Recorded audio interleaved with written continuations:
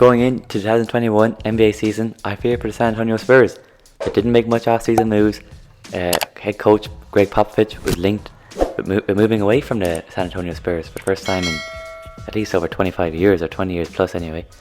He was linked to going to the Nets and the 76ers, and they just missed the playoffs for the first time in 22 years. They made the playoffs for 22 years straight, and last year was the first time they did not make the playoffs. So, I'm not going to lie, I fear for the San Antonio Spurs going into this season. I thought they're going to go into a full rebuild, they're going to be not competitive, they want to get a high draft pick or something because they ain't going to compete this year in the West. But, so far, they've proven me wrong. The Spurs, they have a great mix of young players, and they got a very good bunch of experienced veterans. It's including that they don't have LaMarcus Aldridge anymore. They got some great players, great mix of youth and experience. Currently, they're 7th in a very competitive Western Conference, so with a 20-16 record. So the Spurs are in it, they're in a playoff mix. They're ahead of teams like the Pelicans, Warriors, Grizzlies, some great teams, some good young players. But the Spurs, they're going under the radar in my opinion, and they're having a great season. So first things first guys, welcome back to the channel. Make sure to subscribe if you're new and like the video. Now, back into the video, let's start with their young core. This is the main reason why they're being successful. The vets are playing their part for sure, but the young core, they're going to be they got a very bright future if this young core can develop, and they could be a championship team in a few years. First guy I want to talk about is DeJounte Murray. He's having a great season. He's averaging 15.7 points per game. That's up from 11 points per game last season. He's averaging 1.6 steals a game, 7 boards, 5.3 assists per game, and 45.5% shooting from the field, and 32.5% shooting from 3 on 3 threes a game. And DeJounte, he's only 24 years old. He had one game this season where he got 8 steals in it. So he's clearly brings a lot on the defensive end. A great defender with a 6'10" wingspan. So he brings a lot offensively and defensively. That's one of the things about the Spurs team. They're a very good defensive team, and they got some very exciting players going the other way as well. Now their shooting guard, Lonnie Walker, he's also having a great season. Another great young player, averaging 11.2 points per game, up from 6 per game last year. It's almost doubling his points, with 2.8 rebounds a game, on 41.3% shooting from the field, and 35.6% shooting from 3 on 5 threes a game. So just under league average. I think league average shooting from 3 this year is around 37% from 3. So he's just under league average on 5 threes a game, which is very impressive. Lonnie Walker, we all know him at this stage. He gets a lot of highlights. He's an extremely athletic player. It's great to watch. As I said, you see him highlights dunking the ball. Only 22 years old, so he's got a bright future ahead of him as well. And if he can keep it up, I think he can be a big player for the Spurs team. Going down the line. Another young player is Devin Vassell, a rookie. They got him this year in the draft. I think number 11 overall. This year, Devin Vassell is averaging 5.7 points per game, 3.1 rebounds, and 1.1 assists per game, on 41.5% shooting from the field, and 42.3% shooting from 3 on 2.5 threes a game in 17 minutes per game. So he's having a great season for a rookie. As I said, he was drafted number 11 overall. He's only 20 years old. He brings intensity on the defensive end. He's a great player to have on that side of the floor, and even Coach Pop has said he's been exceptional. So any bit of praise you get off one of the greatest NBA managers or head coaches of all time, it can only be a good thing. Keldon Johnson, now he's also had a great season. That's why he's on this list. We're talking about some players who are playing very well. He's averaging 13.7 points per game, 6.3 boards, on 48% shooting from the field, and 33% shooting from 3 on 3 threes a game. Now Keldon, he's an attack first player. He's a great finisher in and around the rim. Always slashing to the rim, a bit like Russell Westbrook and that kind of, not the same level, but always getting in and around the rim. And his points per game are gone up from 9 points per game last season to 13 this year, and he's only 21 years old. So another player with a great bright future ahead of him. Then we got some other players.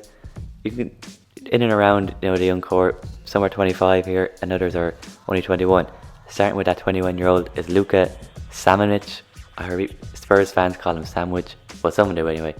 That's up to them really what they want to call him. But he's having a good season. He's only 21 years old.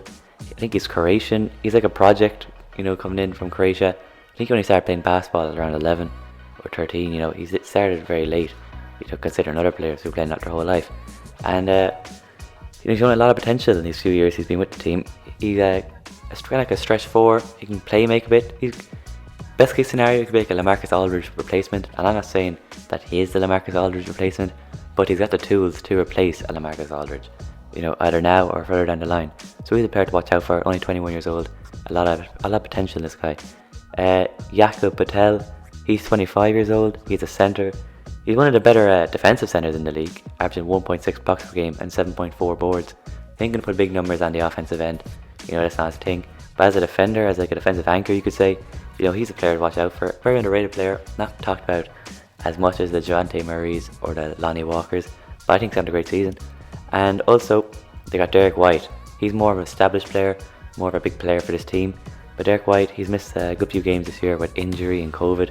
He's only played 12 games this season. He's still though, need to get him back fully healthy, back firing. He's a big player for this team going forward. He'll be a key player if they got any success in the future. Now, onto the veterans of this team. It's not all young players. That won't work. If you want to be a competitive team in the West, you need some experienced vets.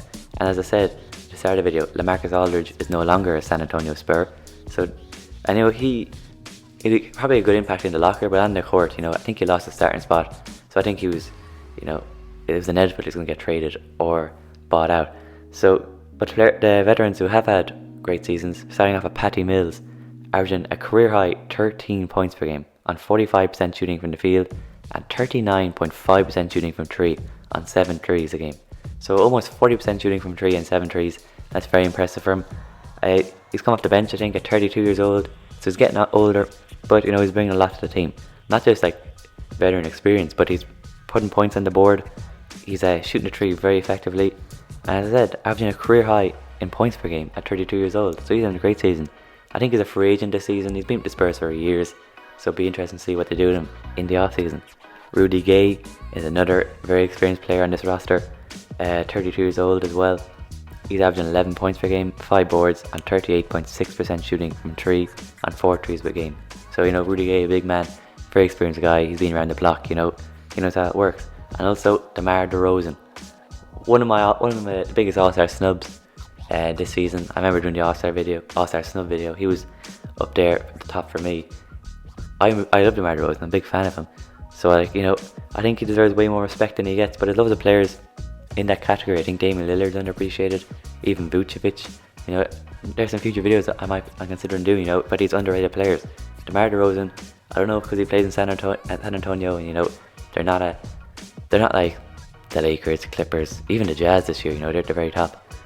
So he doesn't get the recognition he deserves. This year he's averaging 20.3 points per game, 7.7 assists per game, a career high, and 50% shooting from the field. That's his game, mid-range game. But Greg Popovich has got this guy to be one of the best passers in the league. He's a 7.7 assists per game, career high, unbelievable. That's one thing Popovich has got the best out of him. It will be interesting to see though, because DeMar DeRozan is another free agent this offseason. So what will they do with him? I don't think they're going to keep hold of him. My question is, will they trade him before the deadline? Spurs fans, this is a question for you. Would you trade DeMar DeRozan before the deadline to get something for him? Because you're not going to keep hold of him, I don't think, in the off season. Do you want to get some picks or some players, or do you want to keep hold of him and see can he get into the playoffs this year? Because I think getting to the playoffs this year would be an unbelievable season with the San Antonio Spurs. I do not think they make the playoffs this year. I thought they'd struggle to make the top 10. So they're having a great season. That's why I'm making a video, because they're not talked about enough. I don't see enough people talking about the San Antonio Spurs. They started the season off very well. I remember near the end of January they were 4th in the West, but I thought that's pretty early on season. Oh wait, we're now in March. After the All-Star break, we're half through the season, and this San Antonio Spurs team is still competitive in the West. They gave the Lakers very good games. They played them 3 times this year, winning one of them. So they're a very good team. They're not talked about enough, and they will be talked about in the future if this young core of the Devin Vassell's, the Keldon Johnsons, the Lonnie Walkers, the Dejounte Murrays, even the Patels and Sandwiches, as I call them now. They got a bright future if these guys can develop. The Spurs, in my opinion, they're one superstar, slash all-star quality player away from really competing. Like right now, let's say they got Bradley Beal for example. I don't think they would, but let's just say that kind of caliber player, Bradley Beal level, that would bring the Spurs to the next level.